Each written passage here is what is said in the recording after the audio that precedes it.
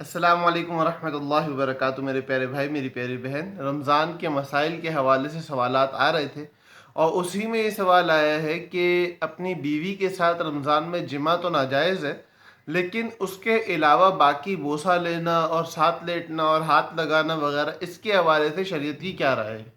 تو انشاءاللہ تفصیلی جواب آپ لوگوں کو دے دیتے ہیں تاکہ بہت سارے ساتھیوں کے بہت سارے مسائل حل ہو جائے۔ لیکن اس سے پہلے گزارش ہے کہ چینل کو سبسکرائب کر لیں تاکہ آپ لوگوں تک آئندہ آنے والے پیغامات بھی پہنچتے رہیں۔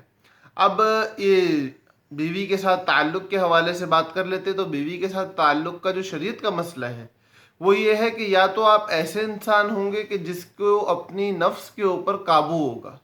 اور وہ اپنے جسم پہ، اپنے نفس پہ، اپنے دماغ پہ اتنا قابو رکھتا ہے کہ اگر وہ اپنی بیوی کے پاس جاتا ہے، بوسہ لیتا ہے، ساتھ لیٹتا ہے، گپ شپ کے اندر وہ معاملات کرتے ہیں جو میاں اور بیوی کے درمیان ہوتے ہیں، تو اس صورت میں وہ جماع کے قریب نہیں جائے گا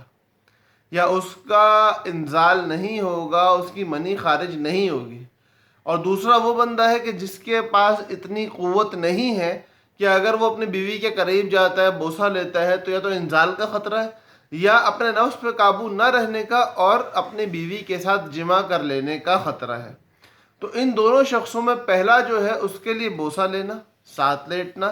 قریب جانا، اسی طرح ہاتھ لگانا اور میاں بیوی کے تعلقات کو ایک حد تک کرنا جماع سے پہلے پہلے وہ جائز ہے، مکروہ نہیں ہے، روزہ اس کا مکروہ نہیں ہوگا۔ لیکن جو دوسرا شخص ہے جس کے پاس اتنی طاقت، اتنی قوت نہیں ہے، اس کے لیے یہ سب کچھ کرنا مکروہ ہے کہ اگر وہ اس طرح کا کرتا ہے کام تو روزہ توڑنے کے قریب ہو جاتا ہے، اور ہر وہ کام جو آپ کو روزہ توڑنے کے قریب کر دے اس میں کراہت آ جاتی ہے۔ البتہ ایک بات بہت ضروری ہے،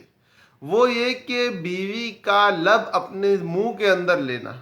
یا اپنی شرمگاہ کو برہنہ کر کے بیوی کی شرمگاہ کو برہنہ کرنے کے بعد اس سے ملانا، داخل نہیں کرنا، صرف ملانا،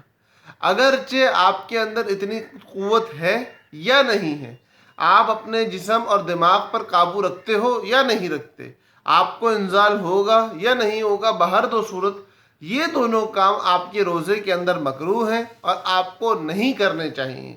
تو یہ تین ایسی اہم چیزیں تھیں کہ اگر ان کو سامنے رکھا جائے تو ہمارے بہت سارے مسائل حل ہو جائیں گے۔ ہم بستری اگر خدا نخواستہ کوئی غلطی سے کر بیٹھا ہے تو اس کے حوالے سے مسئلہ انشاءاللہ کل کی تاریخ تک آ جائے گا، وہ بھی سن لیجئے گا۔ اس کے علاوہ آپ کو کوئی مسئلہ پوچھنا ہے تو نیچے کمنٹ سیکشن بنا ہوا ہے، جا کے ضرور پوچھ لیں تاکہ ہم میں سے ہر ایک اپنے رمضان کو درست کر کے سیکھ کے گزارنے والا بن جائے۔ پہلے کچھ ویڈیوز آ چکی ہیں، آئندہ کچھ آنے والی ہیں، تمام ویڈیوز کو دھیان کے ساتھ دیکھیں تاکہ ہمیں رمضان کے اندر مسائل سیکھنے کا ثواب ملے۔ ایک مسئلہ دین کا سیکھنا 100 رکعت نفل سے افضل ہے۔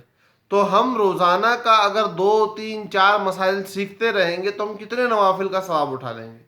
تو اس لیے دین سیکھنے کی کوشش میں لگے رہیں، اپنے آپ کو آگے بڑھاتے رہیں۔ اللہ رب العزت ہم سب کا حامی و ناصر ہو، ہم سب کے اوپر رحمت کا سایہ کیے رکھے اور ہم سب کو اپنا مبارک مقرب بندہ بنا لے۔ السلام علیکم ورحمۃ اللہ وبرکاتہ۔